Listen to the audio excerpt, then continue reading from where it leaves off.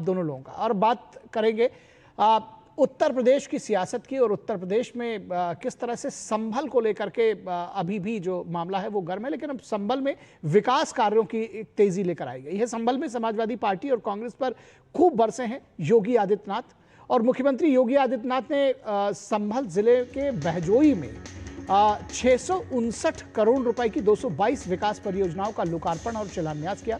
इस दौरान एक विशाल जनसभा को भी उन्होंने संबोधित किया और संभल के धार्मिक विरासत संरक्षण, ऐतिहासिक जो स्थल हैं उनके संरक्षण की बात कही, और अन्यायों की भी बात कही उन्होंने। राजनीतिक विरोधियों पर भी उन्होंने तीखे हमले किए। इस दौरान सीएम योगी ने संभल को हिंदू आस्था का प्रतीक बताया और कहा कि विदेशी आक्रांताओं को ही नहीं बल्कि इस दौरान कांग्रेस और सपा को भी इसमें शामिल समझना चाहिए। उन्होंने कहा कि जो विदेशी आक्रांताओं ने किया वो तो किया ही, कांग्रेस और सपा ने भी इसमें तमाम सारा ऐसा काम किया है जिस पर उनको जो है कहीं ना कहीं दोषी ठहराया जाना चाहिए। सीएम योगी ने चेतावनी दी कि संभल के साथ पाप करने वालों को उनके पापों की सजा जरूर मिलेगी। सीएम योगी ने कहा कि कांग्रेस ने यहाँ सामूहिक हत्याएं कराई और उनके चेले के रूप में सपा ने हत्यारों को बचाने का कार्य किया। तो ये तमाम जो तीखे वक्तव्य थे वो सीएम योगी आदित्यनाथ ने दिए। इस पूरे खबर पर बातचीत करने के लिए हमारे साथ हमारे संवाददाता है, लेकिन उससे पहले हम आपको सुनाते हैं कि सीएम योगी आदित्यनाथ ने क्या कहा। विरासत को विस्मृत करके कोई भी समाज आगे नहीं बढ़ सकता, नहीं बढ़ सकता। और संभल किसी सच्चाई को हम बताने के लिए आपके बीच आए हैं। याद करना संभल के साथ क्या नहीं हुआ आजादी के बाद भी, क्या नहीं पाप कांग्रेस और समाजवादी पार्टी ने किया। कांग्रेस यहां सामूहिक हत्या करवाती थी और समाजवादी पार्टी उनके चेले के रूप में उनके पाप पर पर्दा डालने का काम करती थी, हत्यारों को बचाने का काम करती थी।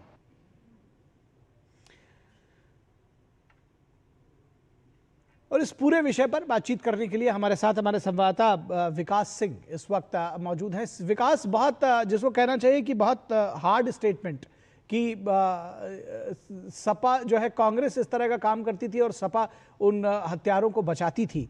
ये अभी जो आक्रोश है योगी आदित्यनाथ का वो संभल को लेकर खत्म नहीं हुआ है।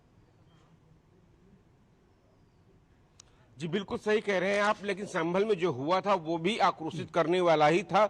वहां पर जब तमाम सारे दस्तावेज मिले, तमाम सारी घटनाओं के बारे में पता चला जिसे पूरी दुनिया ने जाना, जिस तरीके से वहां पर 45 साल पहले जो घटना की गई थी, और 45 साल पहले ही नहीं, आजादी के बाद से सिलसिलेवार वहां पर जिस तरीके से एक एजेंडा चलाया गया, पूरी डेमोग्राफी बदलने की कोशिश की गई, वहां पर इतना ज्यादा पलायन हुआ, वो उस जगह का जो अगर कह सकते हैं भगवान के कल्कि अवतार का तमाम सारे ग्रंथों में इस बात के प्रमाण है कि वहां पर माना गया है कि वही होगा। वो उस जगह पर इस तरीके से वहां पर बर्बरता बरती गई एक समुदाय के खिलाफ कि उसको वहां से हटना पड़ा।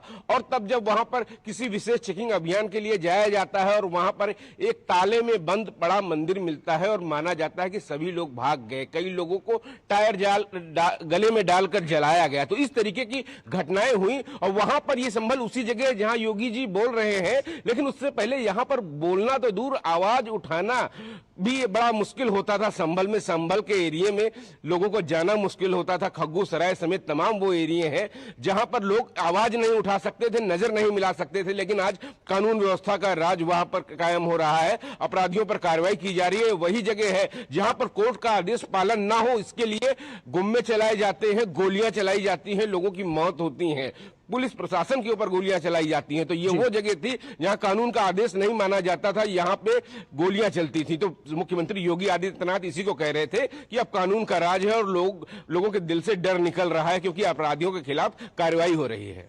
जी, निश्चित तौर पर एक कार्रवाई हो रही है और जो ये स्टेटमेंट्स हैं वो भी निश्चित तौर पर ये दर्शाते हैं कि किस तरह से, और जो बात आपने बताई उसके साथ साथ ये भी बता देना यहाँ पे मुनासिब होगा, जो हमने अपनी रिपोर्ट में भी बताया कि लगातार विकास के जो कार्य हैं वो संभल में चल रहे हैं। आज ही 659 करोड़ रुपए की जो तमाम परियोजनाएं हैं उनका शिलान्यास और उनकी शुरुआत भी की गई है। बहुत शुक्रिया विकास इस तमाम बातचीत और जानकारी के लिए।